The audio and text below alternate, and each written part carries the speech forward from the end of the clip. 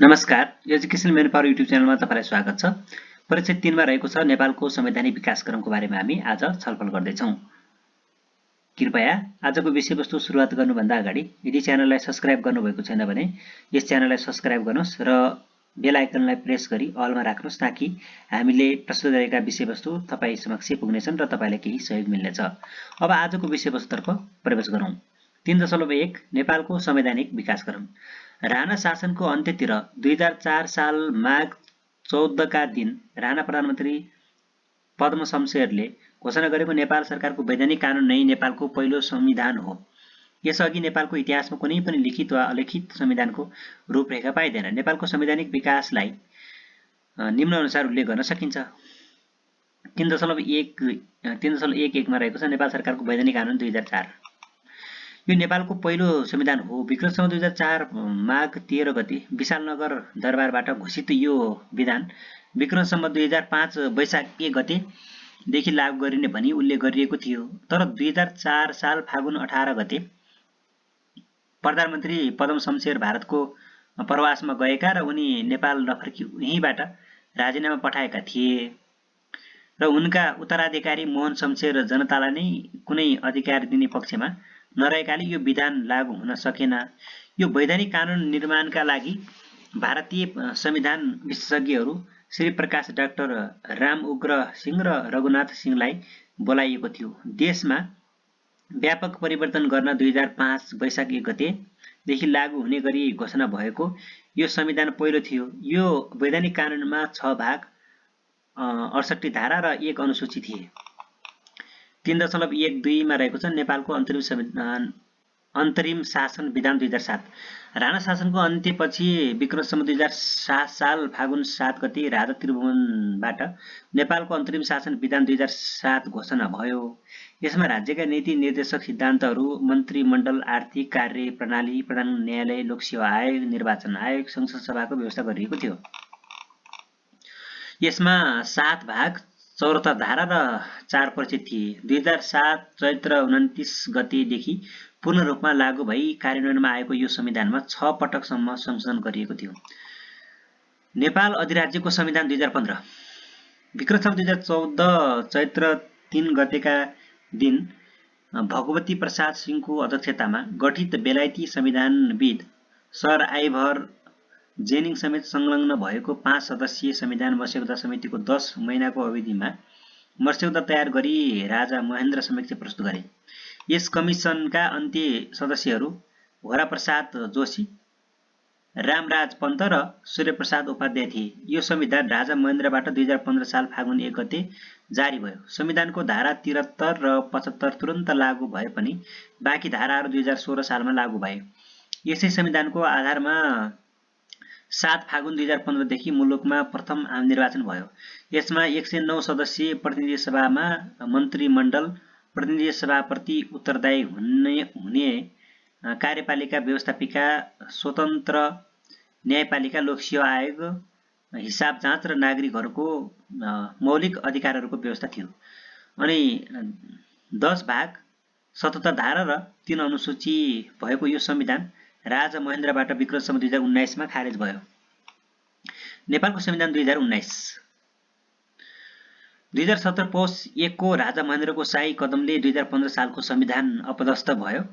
विक्रमसम्वत 2019 वैशाख 26 गतेका दिन ऋषिकेश शाहको अध्यक्षतामा शम्भु प्रसाद ग्यावाली, प्रकाश बहादुर खत्री, अंगुर बाबा जोशी, डम्बर नारायण यादव सदस्यहरू र कुल शेखर शर्मा सदस्य सचिव भएको संविधान निर्माण समितिले तयार पारेको मस्यौदामा मन्त्रीमण्डलका सदस्यहरूको समेत राय सल्लाह लिई यो संविधान विक्रमसम्वत 2019 पौष 1 गते राजा महेन्द्रबाट घोषणा भयो।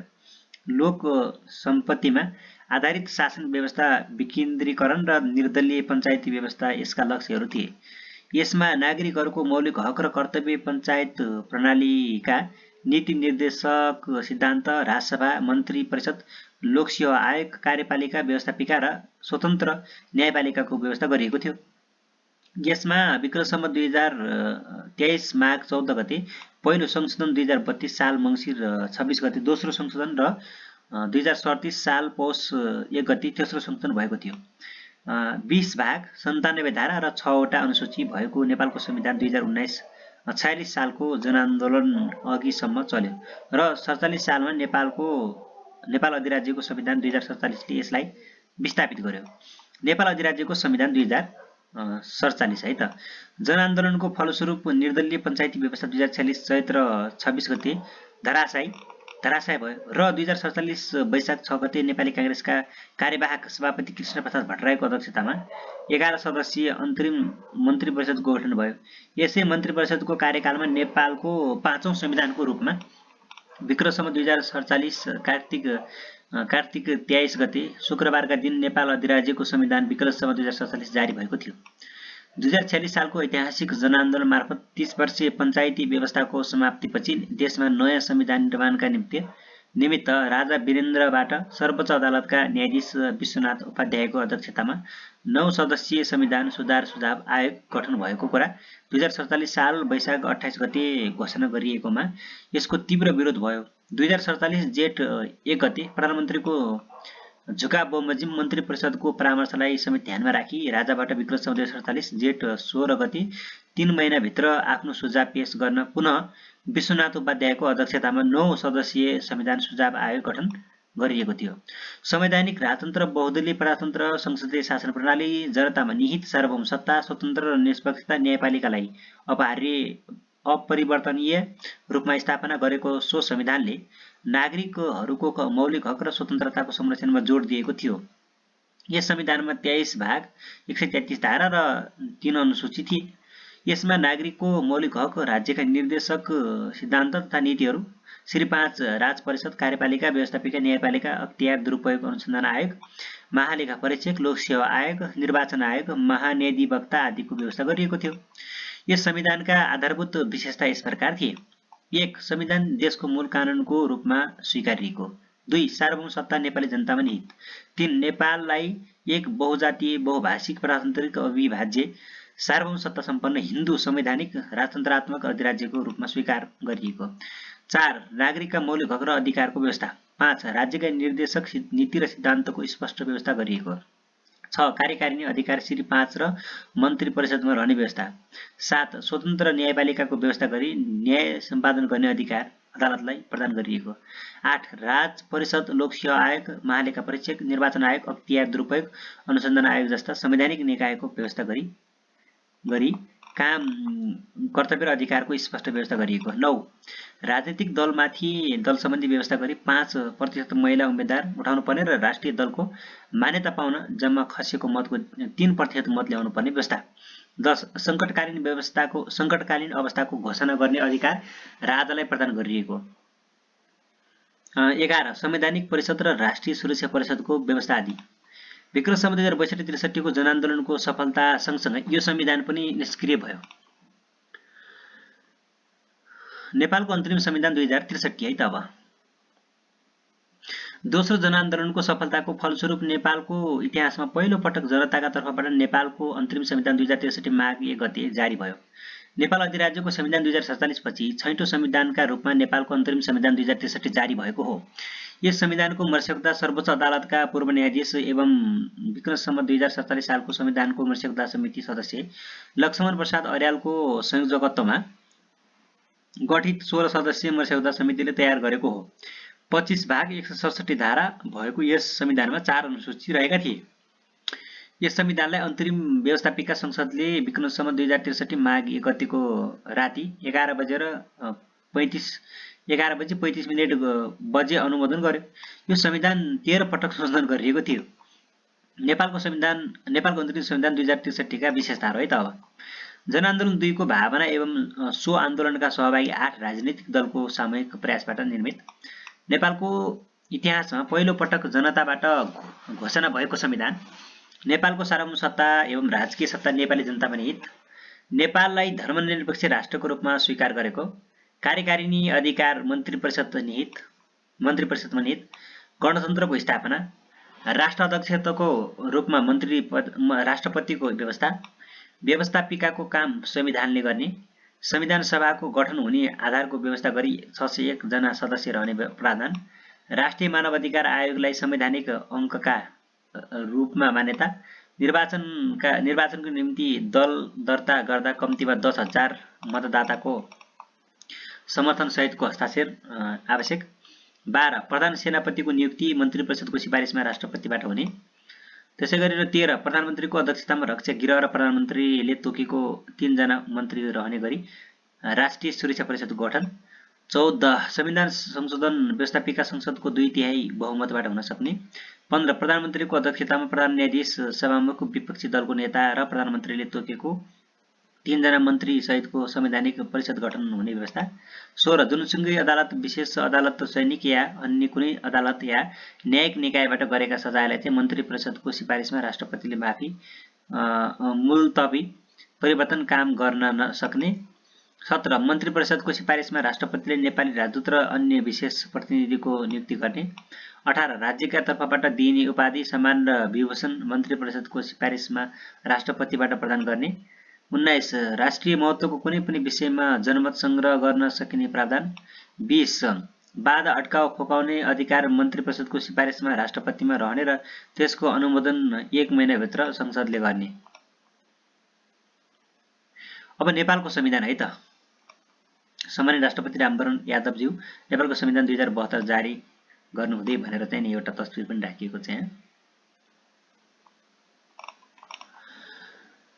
नेपालको संविधान नेपाली जनताले आफ्नो संविधान आफै बनाउने दशकौं लामो चाहनालाई मूर्त रूप दिँदै दोस्रो संविधान सभाद्वारा निर्माण गरिएको नेपालको संविधान 2072 असोज 3 गते आइतबार जारी भयो। यस संविधानले बहुलवादमा आधारित बहुदलीय प्रतिस्पर्धात्मक संघीय लोकतान्त्रिक गणतन्त्रात्मक संघीय शासन व्यवस्था अंगीकार गरेको छ। नेपालको संविधानको विशेषताहरू। दोस्रो संविधानले बनाएको संघीय लोकतान्त्रिक गणतन्त्र नेपालको संविधान राष्ट्रपतिबाट 2072 साल असोज 3 गते जारी भएको। नेपालको इतिहासमा पहिलोपल्ट संविधान सभाले निर्माण गरी जारी गरेको संविधान। नेपालको सार्वभौम सत्ता एवं राजकीय सत्ता नेपाली जनतामा निहित। यस संविधानमा विभिन्न 31वटा मौलिक हकहरूको व्यवस्था गरिएको प्रत्येक नागरिकका लागि 4वटा कर्तव्य तोकिएको। संघीय लोकतान्त्रिक गणतन्त्र नेपालको मूल संरचना संघ प्रदेश र तथा स्थानीय तह गरी 3 तहको हुने र नेपालमा 7वटा प्रदेश रहने व्यवस्था गरिएको। 7 नेपालको राज्य शक्तिको प्रयोग संघ प्रदेश र स्थानीय तहले संविधान तथा कानुन बमोजिम गर्ने व्यवस्था। 8 संघ प्रदेश र स्थानीय तह बीच राज्य शक्तिको बाँडफाँड गरिएको। राष्ट्र अध्यक्षताको रूपमा राष्ट्रपति रहने व्यवस्था। 10 नेपालको कार्यकारिणीको अधिकारी यो संविधान र कानुन बमोजिम मन्त्री परिषदमा निहित रहने व्यवस्था।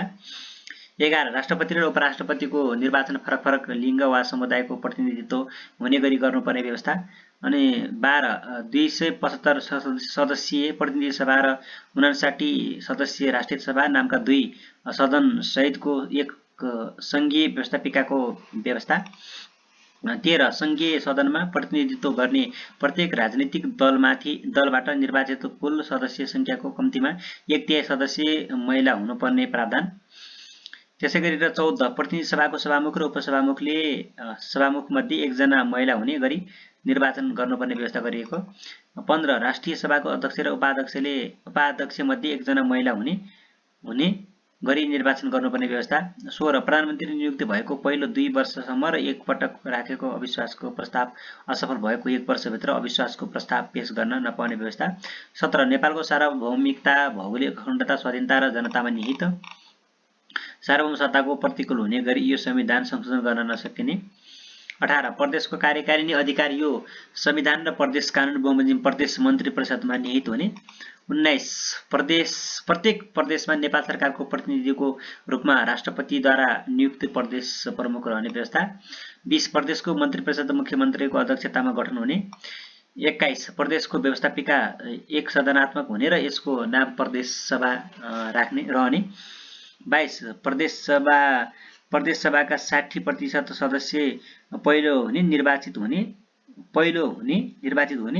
निर्वाचन प्रणाली बमोजिम र 40% चाहिँ सदस्य समानुपातिक निर्वाचन प्रणाली बमोजिम निर्वाचित हुने व्यवस्था।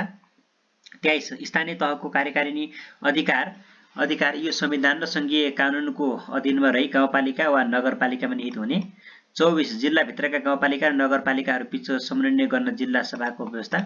25 अख्तियार दुरुपयोग अनुसन्धान आयोग, महालेखा परीक्षक, लोकसेवा आयोग, निर्वाचन आयोग, राष्ट्रिय मानवाधिकार आयोग, राष्ट्रिय प्राकृतिक स्रोत तथा वित्त आयोग, राष्ट्रिय महिला आयोग, राष्ट्रिय दलित आयोग, राष्ट्रिय समावेशी आयोग, आदिवासी जनजाति आयोग, मधेसी आयोग, थारू आयोग र मुस्लिम आयोगको व्यवस्था।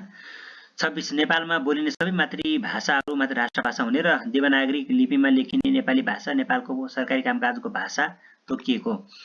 27 राष्ट्रिय महत्त्वको कुनै पनि विषयमा जनमत संग्रहबाट सक्ने व्यवस्था गरिएको है त। नेपालको संविधानमा उल्लेखित मौलिक हक र कर्तव्यहरू। अब नेपालको संविधानको भाग 3 मा निम्नानुसार मौलिक हक र कर्तव्यहरूको व्यवस्था गरिएको छ, जसमध्ये मौलिक हक 23 बमोजिम रहेका छन्। 1 समानपूर्वक बाँच्न पाउने हक, धारा 16। धारा 17 स्वतन्त्रताको हक, धारा 18 समानताको हक, धारा 19 सञ्चारको हक, धारा 20 न्याय सम्बन्धी हक, अपराध पीडितको हक, धारा 21। यातना विरुद्धको हक, धारा 22। निवारक नजरबन्द विरुद्धको हक, धारा 23। छुवाछुत तथा भेदभाव विरुद्धको हक, धारा 24। सम्पत्तिको हक, धारा 25। धार्मिक स्वतन्त्रताको हक, धारा 26। सूचनाको हक, धारा 27। गोपनीयताको हक, धारा 28। शोषण विरुद्धको हक, धारा 29। स्वच्छ वातावरणको हक, धारा 30। शिक्षा सम्बन्धी हक, धारा 31। भाषा तथा संस्कृतिको हक, धारा 32। रोजगारीको हक, धारा 33। श्रमको हक, धारा 34। स्वास्थ्य सम्बन्धी हक, धारा 35। खाद्य सम्बन्धी हक, धारा 36। आवासको हक, धारा 37। महिलाको हक, धारा 38। बालबालिका हक, धारा 39 है त। दलितको हक, धारा 40। ज्येष्ठ नागरिकको हक, धारा 41। सामाजिक न्यायको हक, धारा 42। सामाजिक सुरक्षाको हक, धारा 43। उपभोक्ताको हक, धारा 44। देश निकाला विरुद्धको हक, धारा 45। संवैधानिक उपचारको हक, धारा 46। संघीय शासकीय स्वरूप। नेपालको संविधानमा अनुसूची 5 देखि अनुसूची 9 सम्म संघ, प्रदेश र स्थानीय तहका एकल तथा साझा अधिकारको सूचीको निम्नानुसार व्यवस्था गरिएको छ। अनुसूची 5 धारा 57 को उपधारा 1 र धारा 109 सँग सम्बन्धित संघको अधिकारको सूची। विषय रक्षा र सेना सम्बन्धी, राष्ट्रिय एकता र भौगोलिक अखण्डताको संरक्षण, राष्ट्रिय सुरक्षा सम्बन्धी। 2 युद्ध र प्रतिरक्षा। 3 हात हतियार र खरखजाना कारखाना तथा उत्पादन सम्बन्धी। 4 केन्द्रीय प्रहरी, सशस्त्र प्रहरी बल, राष्ट्रिय गुप्तचर तथा अनुसन्धान, शान्ति सुरक्षा। 5 केन्द्रीय योजना, केन्द्रीय बैंक, वित्तीय नीति, मुद्रा र बैंकिङ, मौद्रिक नीति, विदेशी अनुदान, सहयोग र ऋण। 6 परराष्ट्र तथा कूटनीतिक मामिला, अन्तर्राष्ट्रिय सम्बन्ध र संयुक्त राष्ट्र सम्बन्धी। 7 अन्तर्राष्ट्रिय सन्धि तथा सम्झौता, सुपूर्वदर्गी, पारस्परिक कानुनी सहायता र अन्तर्राष्ट्रिय सीमा नदी। 8 दूरसञ्चार, रेडियो अनि त्यसै गरेर फ्रिक्वेन्सीको बाँडफाँड, रेडियो टेलिभिजन र हुलाक। 9 भन्सार, अन्त शुल्क, मूल्य अभिवृद्धि कर, संस्थागत आयकर, व्यक्तिगत आयकर, पारिश्रमिक कर, राहदानी शुल्क, भिसा शुल्क, पर्यटन दस्तुर, सेवा शुल्क दस्तुर, त्यसै दण्ड जरिवाना। 10 संघीय निजामती सेवा, न्याय सेवा र अन्य सरकारी सेवा। 11 जनस्रोतको संरक्षण र बहुआयामिक उपयोग सम्बन्धी नीति र मापदण्ड। 12 अन्तर्देशीय तथा अन्तर्प्रदेश विद्युतीय प्रसारण लाइन। 13 केन्द्रीय तथ्याङ्क, राष्ट्रिय र अन्तर्राष्ट्रिय मानक र गुणस्तर। 14 केन्द्रीय स्तरका ठूला विद्युत सिँचाइ र अन्य आयोजना तथा परियोजना। 15 केन्द्रीय विश्वविद्यालय, केन्द्रीय स्तरका प्रज्ञा प्रतिष्ठान, विश्वविद्यालय, मापदण्ड र नियमन, केन्द्रीय पुस्तकालय। 16 स्वास्थ्य नीति, स्वास्थ्य सेवा, स्वास्थ्य मापदण्ड, गुणस्तर र अनुगमन, राष्ट्रिय वा विशिष्ट सेवा प्रदायक अस्पताल, परम्परागत उपचार सेवा, सर्वरोग नियन्त्रण। 17 संघीय संसद, संघीय कार्यपालिका, स्थानीय तह सम्बन्धी मामिला, विशेष संरचना। 18 अन्तर्राष्ट्रिय व्यापार विनिमय, बन्दरगाह, क्वारेन्टाइन। 19 हवाई उड्डयन, अन्तर्राष्ट्रिय विमानस्थल। 20 राष्ट्रिय यातायात नीति, रेल तथा राष्ट्रिय लोकमार्गको व्यवस्थापन। 21 सर्वोच्च अदालत, उच्च अदालत, जिल्ला अदालत तथा न्याय प्रशासन सम्बन्धी कानुन। 22 नागरिकता, राहदानी, भिसा, अध्यागमन। 23 आणविक ऊर्जा, वायुमण्डल र अन्तरिक्ष सम्बन्धी। 24 बौद्धिक सम्पत्ति, पेटेन्ट, डिजाइन, ट्रेडमार्क र प्रतिलिपि अधिकार समेत। 25 नापतोल। 26 खानी उत्खनन। 27 राष्ट्रिय तथा अन्तर्राष्ट्रिय वातावरण व्यवस्थापन, राष्ट्रिय निकुञ्ज, वनजोत आरक्षी र सिमसा क्षेत्र, राष्ट्रिय वन नीति, कार्बन सेवा। 28 बीमा नीति, धितोपत्र, सहकारी नियमन। 29 भूपयोग नीति, बस्ती विकास नीति, पर्यटन नीति, वातावरण अनुकूलन। 30 फौजदारी देवानी कानुनको निर्माण, 31 सुरक्षित छापाखाना, 32 सामाजिक सुरक्षा र गरिबीको निवारण, 33 संवैधानिक निकाय र राष्ट्रिय महत्त्वका आयोगहरू, 34 पुरातात्विक महत्त्वका स्थान र प्राचीन स्मारक, 35 सङ्घ प्रदेश र स्थानीय तहको अधिकारको सूचीमा वा साझा सूचीमा उल्लेख नभएको कुनै विषय तथा यो सम्बन्धी संविधान र सङ्घीय कानुनमा नतोकिएको। 35 वटा भयो नि त।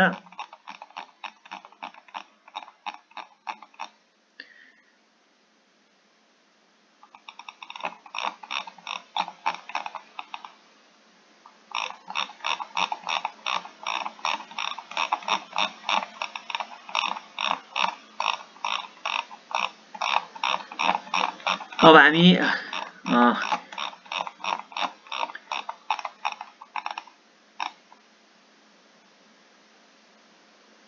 अनुसूची 9 बाट हामी अर्को श्रृङ्खलामा हेर्नेछौँ। अनुसूची 9 लाई चाहिँ आजको श्रृङ्खलामा विषयवस्तु भिडियो एकदमै लामो हुने भएको कारणले गर्दाखेरि मैले यतिमै रोकेँ। धन्यवाद।